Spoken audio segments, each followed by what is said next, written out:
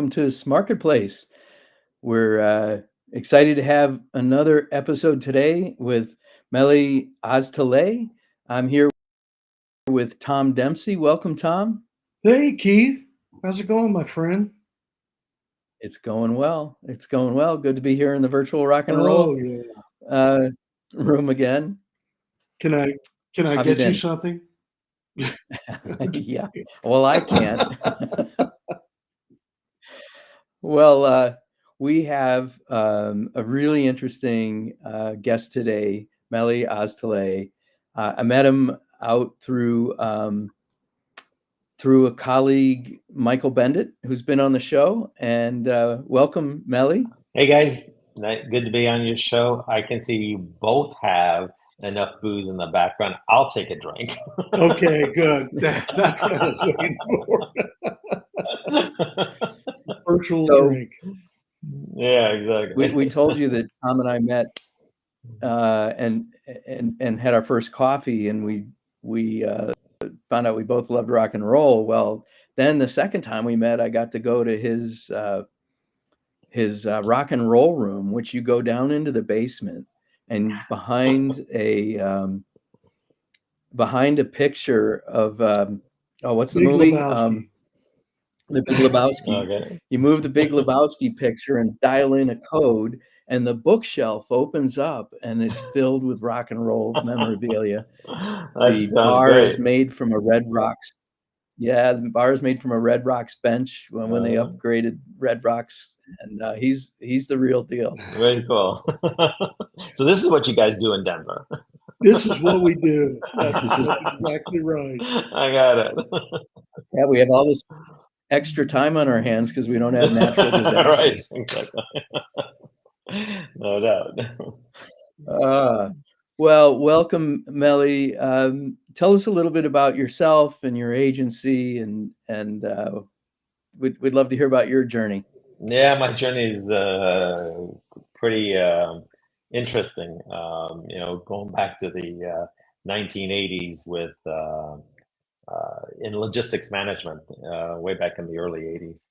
But by the time we got to about 87, our agency started, or actually our corporation started back in the days of traditional media.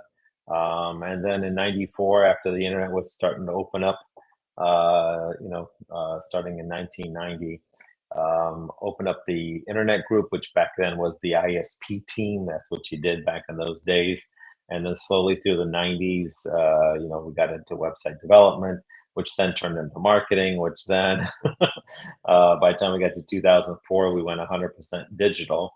And honestly, I haven't looked back in the last 20 years. It was the right decision.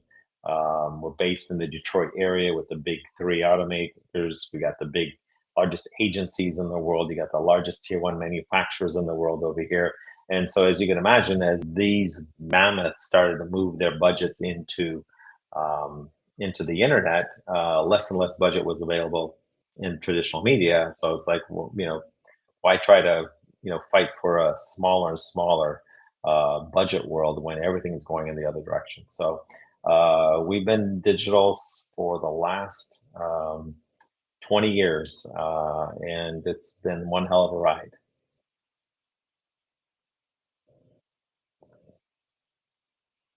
Clients. And I specifically remember that period of time where I didn't quite have a cell phone yet. That was probably another right. 6 months later. And the internet was an infant, and the jury was still out if it was going to amount to something. So what was it in you that you saw that you thought, okay, this isn't a fad. This is something that's going to change the way that marketing is done? Right. So interesting that you just mentioned what you said, because we have the same issue with artificial intelligence, right? So in artificial intelligence right now, it's the same scenario. Cat's out of the bag. It's not going back in, right? And the same thing was going on with the internet. And the story there, and I don't know, I'm going to try to keep it short. The story there goes back to the 1980s when we had the AOLs, the CompuServes, these online communities, right? And even prior to that, we had bulletin boards where you were connecting with those crazy modems and, at 300 baud. And so the evolution of the online world to the internet was a natural evolution, number one. Number two, online communities. I never once back in those days had an AOL account. And the reason I didn't is because I didn't like the fact that I was being confined and controlled. Because back in those days, AOL was controlling, or CompuServe was controlling the content that you were able to see. And so that in itself was the one factor. So now let's move fast forward a little bit, and you get to the fact that the internet's opening that up. I remember a buddy of mine had asked me to come down to the Sun Microsystems office in the Detroit metro area, and he showed me the Yahoo browser and I'm sorry, I said that wrong. The Netscape browser and Yahoo, and we were able to see how the internet was working, and the fact that you had freedom to search for anything that was available on the internet back in that time, and the fact that you could do what you wanted to do, that was the deciding factor in this process. The idea, again, it's the same thing. When we had bulletin boards, right? Again, we had the same scenario. The cat was already out of the bag. Technology was going to allow us to connect with people beyond our local area and our local reach. So as that moved through the process, the internet was a natural evolution, which is why I said this is where everybody's going to be going.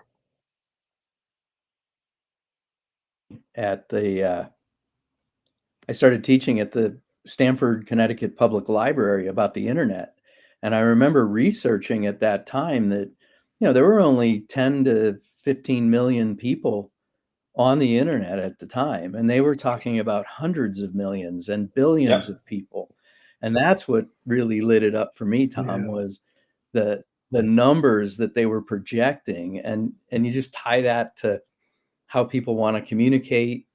And they want to share. And then in 1996, they want to share their lives. They want to share. Right. Yeah. And we had CompuServe. Yeah, and you didn't quite know. You knew, I think, that it was going to be useful, but you're not quite sure exactly how it's going to be useful. In your sort of everyday life. Was it a pet, or was it something that you're gonna use on a daily basis at some point? So now we're talking about the what's the future, and there's still a tremendous amount. You mentioned AI. Obviously, that's a huge topic right now. How are you? It's a huge topic. If again, same scenario, cat's out of the bag, right?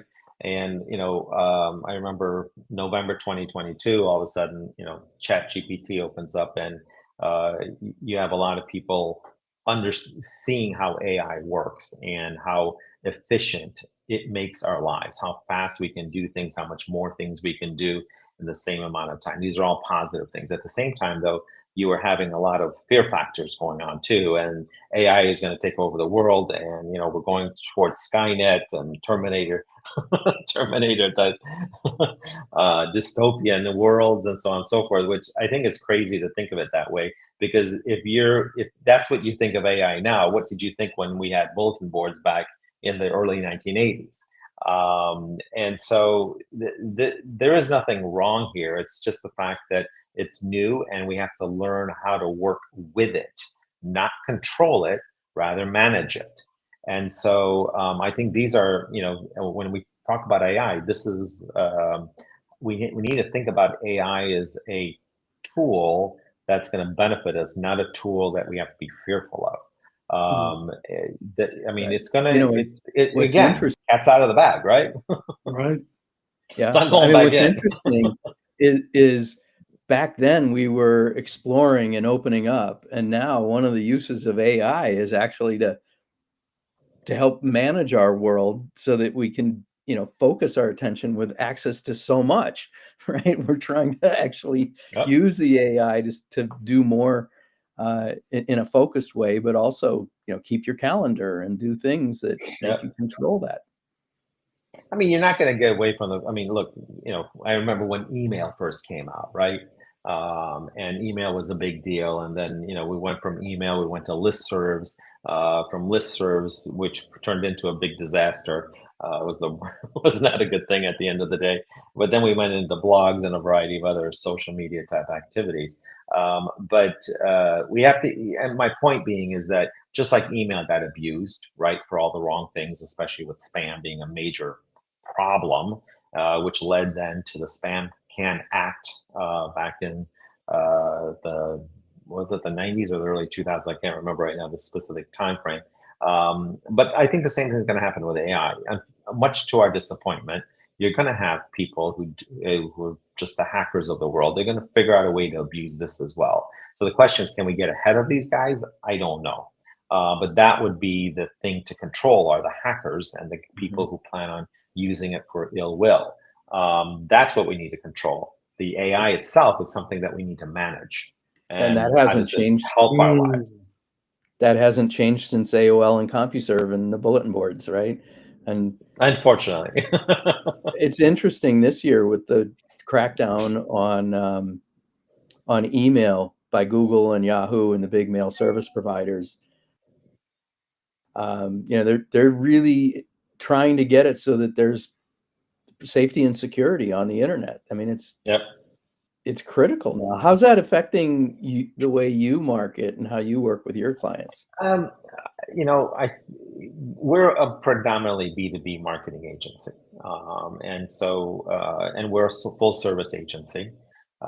Name of the company is SmartFinds Marketing. It's been that way for the last 20 years. We have a creative team, we have a tech team, we have a marketing team, we have writers, everybody's in-house, everybody's in Detroit. And so we have a lot of experience, we have a lot of knowledge, and we're able to work with the technologies that we use as tools. Main thing that happens is there's always change, right? And so it's a matter of understanding the change, how do you apply it, and then how do you make that work strategically. In our case, what's a major thing that affected us right now is the fact that we can't use cookies for advertising and tracking, right? And that's okay. You know what? We evolve, change. When I say we evolve, the industry evolves. We come up with different ways of doing things. And so we're doing it differently now, and we're using AI for it. So you have first party data, and it's much more about the relationship and quality. Exactly. And the personalization, right? The ability to personalize the experience for the website visitor, whether it's B2C or B2B, it doesn't make a difference. And so, yeah, that's where things change. In terms of that, so go ahead. What are the areas of focus your agency has today? I don't want to say focus. I'm going to say that there's some additions or some new stuff, so to speak, right? So I'll talk about two things. One of them is our conversion rate optimization program, and the other one is about press release marketing, which also has changed quite a bit in the industry. So the conversion rate optimization, just to keep it simple, means how do I generate more leads from my existing website visitors, and what you're able to do using artificial intelligence and through a process that we've developed, being able to increase the number of leads the website generates by 200%. And for all you guys that are trying to do the math, 200% is the same thing as doing 3x. So if you're getting 10 leads a month, you're getting 30 leads a month, and so on and so forth. And the AI tool is very cool. It creates this journey funnel, and it really helps to facilitate active calls to action to make sure the website visitor, based on that journey funnel that they create for that specific visitor, takes the necessary call to action instead of the passive call to actions that we have on websites where we're waiting for the visitor to click on something or to fill out a form or whichever call to action we may have. So the CRO program is very interesting. The other one that I think is interesting is the press release marketing. Press releases has changed over the years. I'm going to try to avoid brand names here because I got the bad side of these brand names, and I got the good side too. So I'll avoid the brand names, but let's take a look. Consider press release marketing what I would consider premium press release marketing. I'm not talking about your $20, $100, or $500 press release. I'm talking about your $1,500 press releases. And why is that that expensive, right? Number one, you get 600 words or more. Number two, you have unlimited content you attach to the press release. Number three is this ability to reach out to industry publications, reporters, journalists, etc., which back in the day we really didn't have. So I'm very glad that somebody's put these types of lists together. It's very helpful.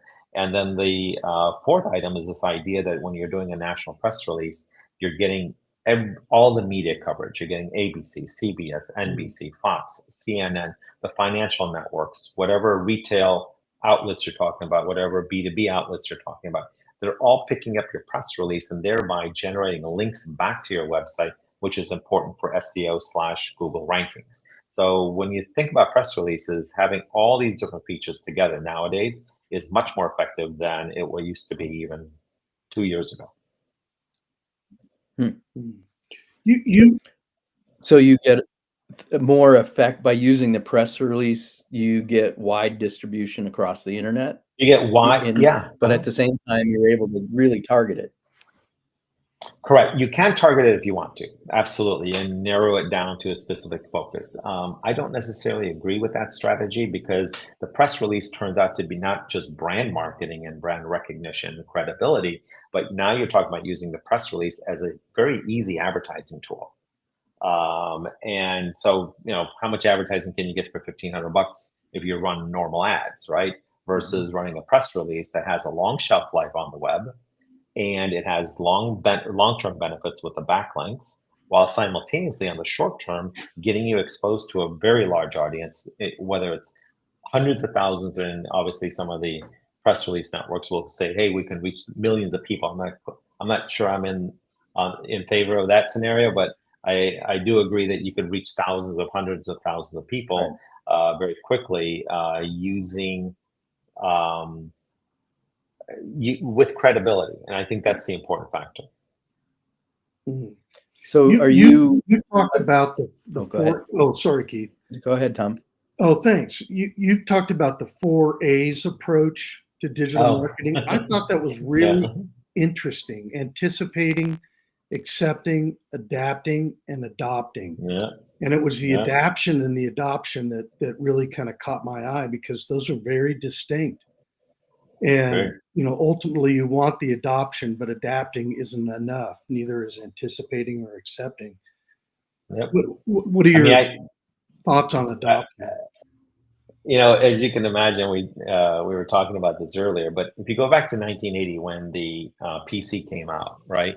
Every year thereafter, there was always an upgrade, a change, something that impacted, based on technology, it impacted our business lives, it impacted our family lives, our social lives, etc. So starting from 1980 all the way through to today, right? So the last 34 years and beyond now, there's no question that the speed, first of all, you have change. Number two, you have speed of change. And as time has progressed, the speed has faster. The biggest problem that we have in general, and there's been books written on this subject in terms of, like, for example, Crossing the Chasm. I don't know if you guys are familiar with that book. Very interesting book that talks about, your early adopters. Well, let's just say your inventors, right, and your entrepreneurs, to your early adopters, and then the bulk of the population, and then your late adopters, right? And I think that book, which was written back in the 1980s in its first round, it is applicable to the world that we live in terms of trying to figure out what to do with change. And so, if you ask me, what do I talk to a CEO about? I talk to honestly, I have to set the expectation about change, because a strategy that we start, and I'm not just randomly suggesting this, strategy that you start in January, that's not the same strategy you're going to have by the time you get to July. Things will change in those 6 months. And I don't care if it's a Google algorithm. I don't care if Facebook or Instagram or TikTok or whoever changes their algorithms, something changes. So number one, we have to accept the fact that change is going to happen, and it's going to happen rapidly. So usually that's an easy one for a lot of people to understand. The second one's the hardest one. That's when the change happens, and now you're assessing the outcome of that change and what needs to be done. And all of a sudden, you have to change budget. You need to add budget. You never take away budget. I can tell you that. That's not happening. But you are changing where budget's going to be applied, possibly, which means something else is going away. And that's a normal progression. But then there's the idea that you might need to add budget. And that's where you start getting that resistance. I don't want to do this. Well, how do I get around that conversation? I'm like, well, if you don't do this, your competition is, and how far back are you going to be if you don't do this? In the meantime, please don't shoot the messenger. I'm just telling you how it is, right? And so the reality is you need to accept the change and move along with it. And that's usually the hardest, that's the primary hurdle to get past. And sometimes, the client doesn't get past it right away. It could take 3 months. But in those 3 months, I'm able to show, using hard facts and data, what the competition is doing, how they're moving forward, how they're moving ahead. And so usually when a change happens, the best answer, accept it. Don't fret, fuss, and fume. It doesn't get you anywhere. And just move, right? Just go with the flow, so to speak.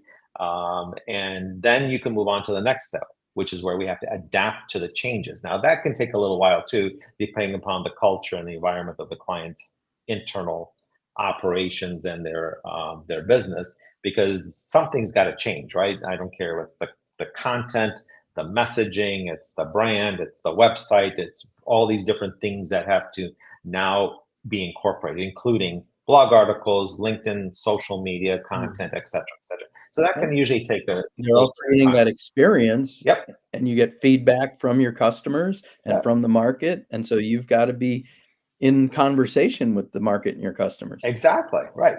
And now you get to the last step, which is the easiest one that you guys were mentioning, which is basically adopting, right? You're adapting first, then you're adopting the change, and then everybody's happy. And that lasts for about 6 months, and then we start all over again. Changes. That 6 months, that long? That's long, yeah. I agree. Right. I mean, think of it. We have a quarter to go, and where were you in January, and what were you thinking about doing? I agree. And what are you doing now? Right. Right. I agree. Like, for example, this concept of finding a new approach to press releases.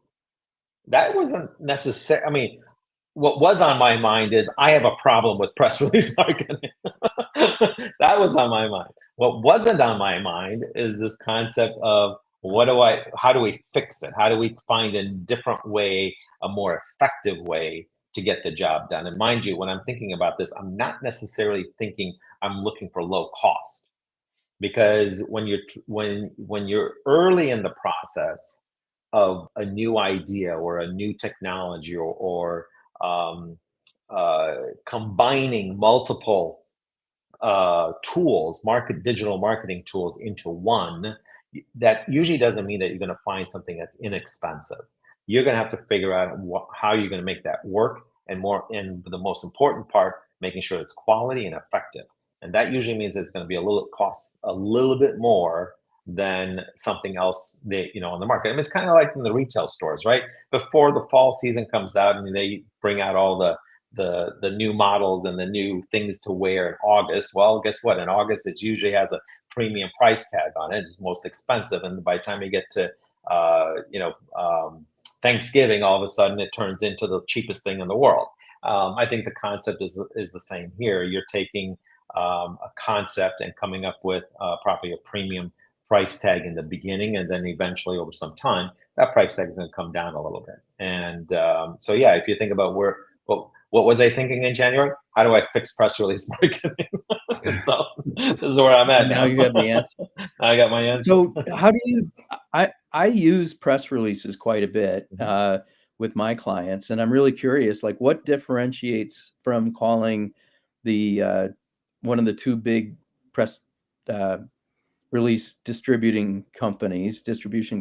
Yep. What did you come up with? What's the differentiator? Well, the differentiator number one is this idea that you could, and again, please, my perspective is on B2B. I'm not suggesting this is for B2C, or nor am I suggesting this is what you would do if you're a publicly traded company, um, uh, announcing your earnings or whatever, right? So press releases were originally designed for public companies, because 400 words is all you needed to be able to get your message across. Now what we're saying is, in the B2B world, you need a little bit more substance when you're sending that press release out. Somebody's looking for a little bit of a story. So being able to get that from 400 words to 600 or 650 words is important. So that's step number one. Can you distribute a press release with enough content in the B2B world so that it has meaning and has a story behind it that people can understand? The second part of it is being able to attach content, PDFs, videos, links, right? And how many links do you get? Because the links are obviously important later on in terms of SEO and backlinks for Google rankings. And so the content between links and the uploaded content to the press release is the second most important piece. The third most important piece is the ability to email that press release directly to a group of people. Now, whether you could email the press release to your existing contact database, okay, fine, I understand that. But what differentiates us here is the idea that you're able to send the press release to journalists, reporters, bloggers, influencers, and publications. And that has more value, in my opinion, than sending it to your existing contact base. And obviously, the last piece is, if you can get a broad distribution, you can get more backlinks to your website. Now you have SEO value that has a shelf life of years, essentially. So those are your four major pillars in terms of being able to do, today's press release marketing. And the goal, or at least one of the goals, is to drive them to the website, and then the website goal is to make a conversion ultimately. Which is where the conversion rate optimization program falls in play with the artificial intelligence. Right. Getting the two work together. Yes, full circle. It all works. Full circle. Yeah. What's interesting is the way they work together is you have one set of communications that's being distributed widely and also in a targeted way that gets the story out there. And that's so important in our connected world.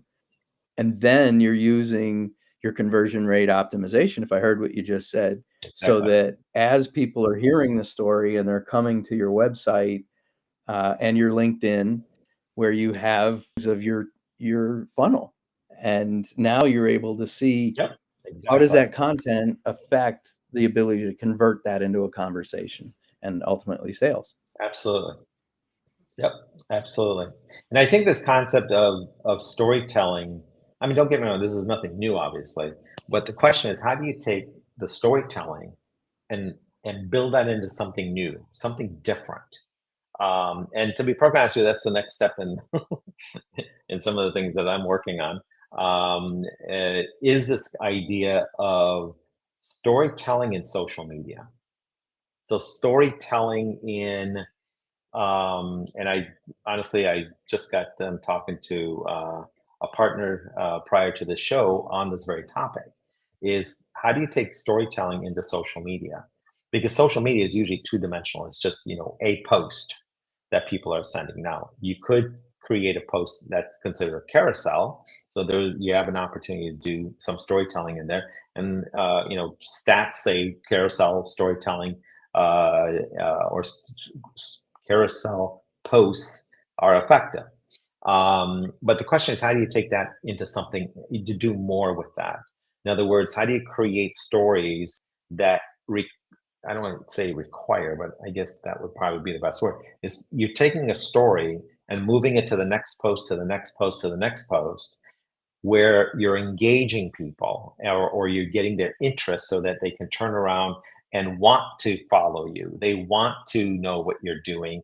But the next post continues from the last post, right? And again, I'm taking the B2B approach to this. How do you tell your story in the social media space across multiple posts, keeping people's interest? Kind of creating a This is a great storytelling place funnel. to ask. Yeah. This is a great place to ask, given what you're trying to set up, because it really, and Tom and I run into this on a lot of the people we interview, it requires everybody to be bought in to the story. Yes. We used to call it messaging. I mean, now it's broader. It's part of a bigger context, so that those snippets of posts add up to something as a whole. What would you advise a CEO to, from your experience, to make this work? Well, first of all, we need to obviously come up with a story, right? What is the angle? What's the target audience? We need to start off with what problem are we solving? And I know this sounds pretty basic, in the world of business and in the world of brand strategy. But what problem are we solving? What is it? What is the pain point of the client or your target audience? And then based on that, how do we spin a story around it that gets people's attention? This is basic. It's, kind of like storytelling 101 in the business world.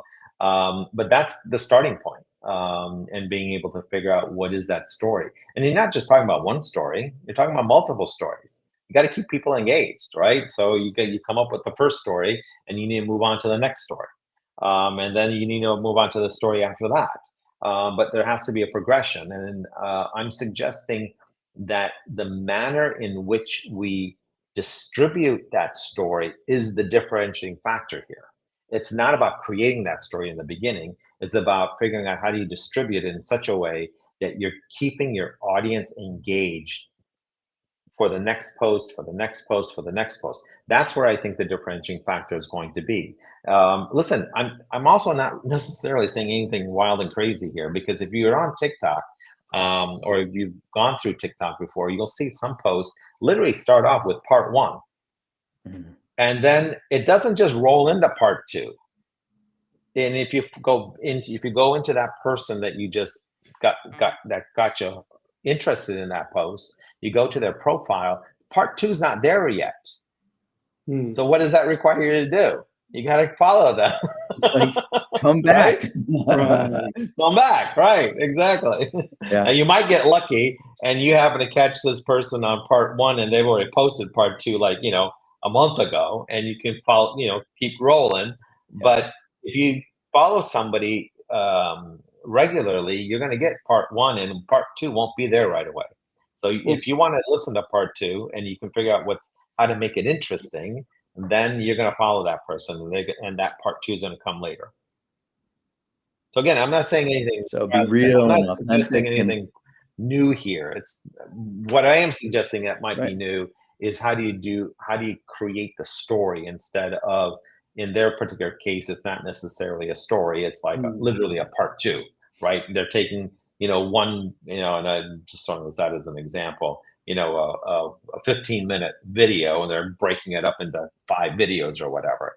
That's not quite what I'm talking about. I am talking about storytelling. In other words, keeping the client engaged with, or your target audience engaged, based on what it is that you're able to solve for them. What is it that you do, and what's your story behind it? That's kind of the differentiating factor I'm talking about here. Very cool. Well, we're going to roll on to our favorite part of the show, and that's the rock and roll part. We said when we set up for the show, you're from Detroit. You got to have some great stories from rock and roll.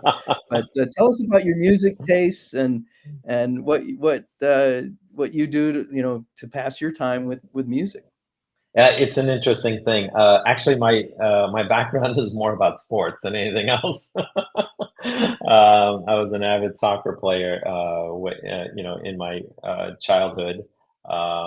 Quite successful at it at the time, and so music was not necessarily front and center, other than the fact that yes, you listen to it, right? And so I started off with pop music. That was kind of the main thing at the end of the day. But if you go back into the 70s, we used to break, music out into, soul music. We used to break it out into rock and roll, so to speak. And so I used to listen to pretty much everything at the time.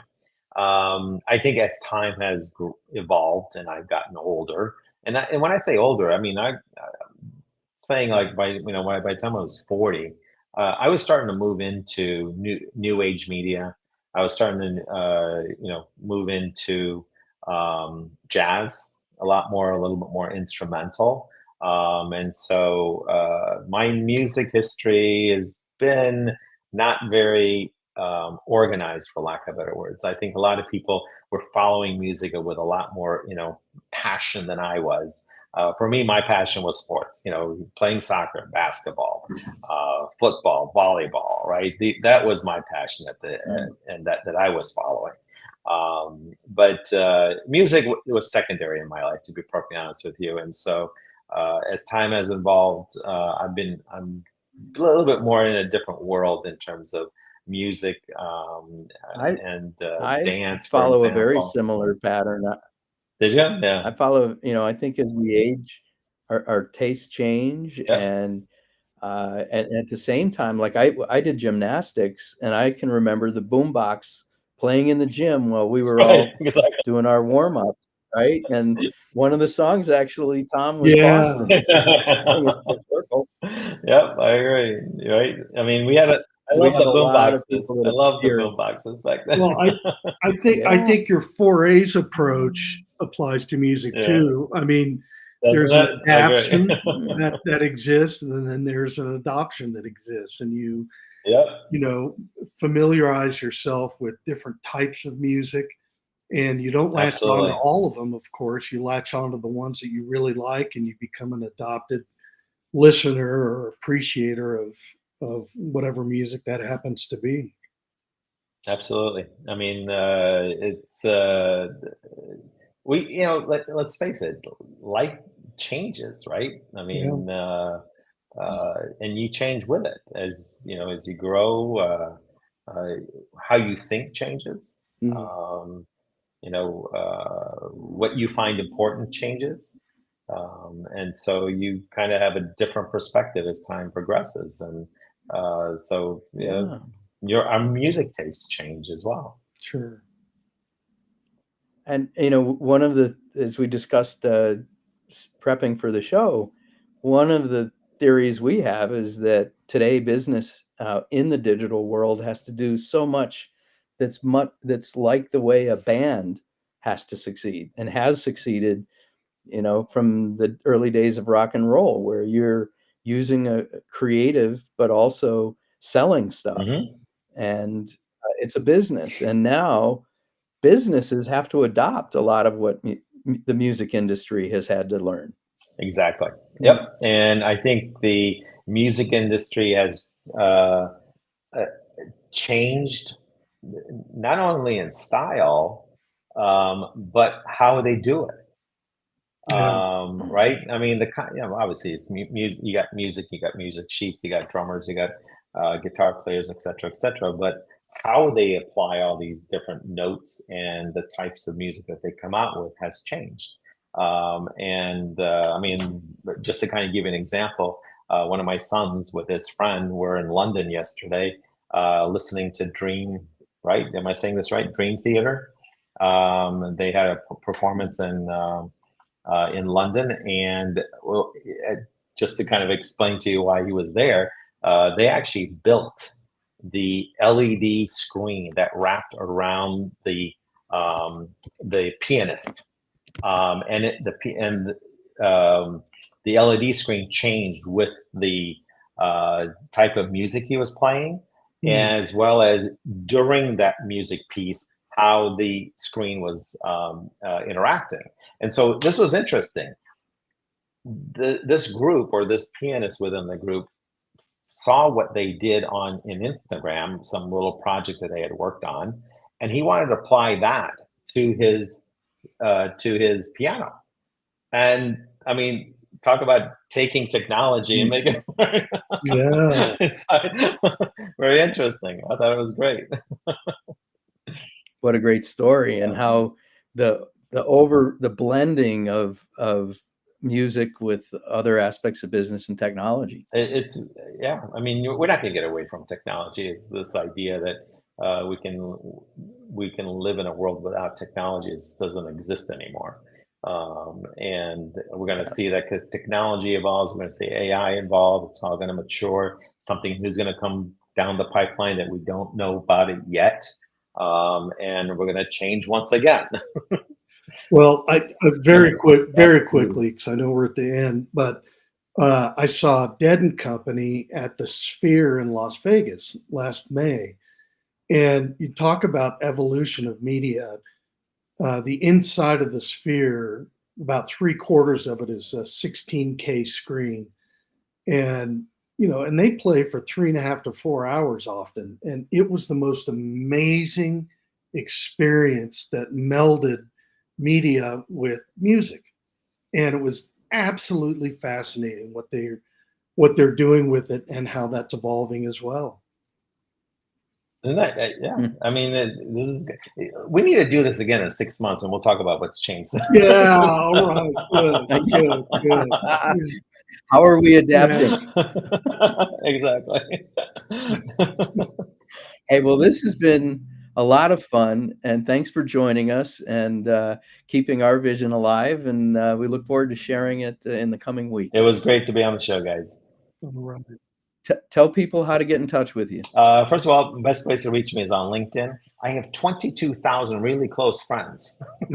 So, Become one of Melih's best friends. exactly.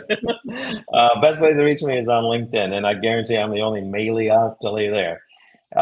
So that's number one. Number two is you can reach us on our website, SmartFindsMarketing.com. And I think those are the two best places to reach me. Thank you. It's been an honor to have you on the show. And Yep. Tom, always good to see great you. to see you too. And Melih, I say this often, but one of the benefits to Keith and I is we get to learn from our guests, and we learned a great deal from you through our conversation today. So thank you. Great. No, thank you guys. It was great being on your show. I'm glad we had a chance to do this. Outstanding. Thank you. All right, everybody. Take care. We'll see you next week.